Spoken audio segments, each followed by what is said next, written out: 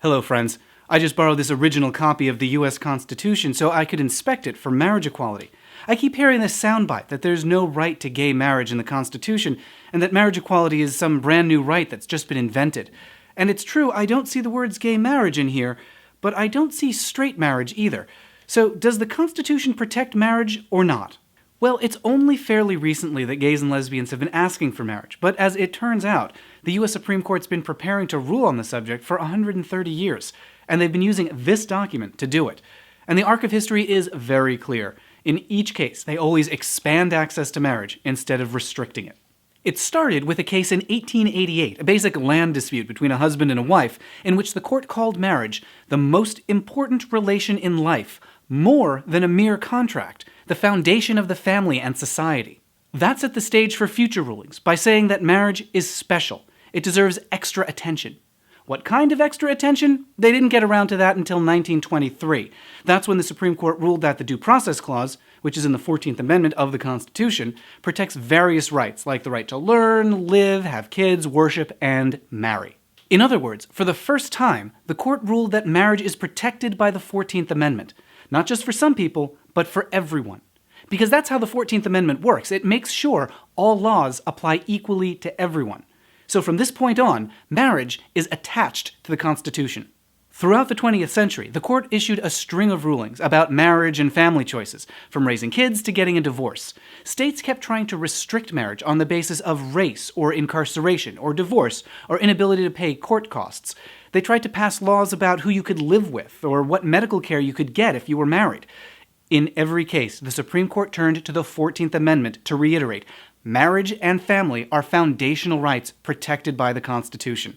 States can't withhold marriage from someone unless they have a very, very, very good reason. And in case after case after case, that reason just didn't exist. Of course, the big one was 1967's Loving v. Virginia.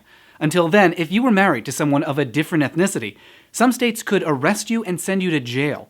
Supporters of those laws claim that they were justified by religion or tradition, and that overturning them was an attack on religious freedom. That's crazy, and of course, nobody would try to use justification like that today. It's important to note that when the Supreme Court overturned laws that blocked people from getting married, they didn't say that there's a constitutional right to marriage just for prisoners, or just divorcees, or just for interracial couples. They said there's a fundamental right to marriage for everybody. Remember, that's what the 14th Amendment does. It applies all laws equally to all citizens. And since the 1920s, that's included marriage, even in situations the founders didn't expect. I point this out because obviously the same thing is happening now with marriage for same-sex couples. These couples don't seek a new right to gay marriage. They just want the fundamental right to marriage that everyone else has.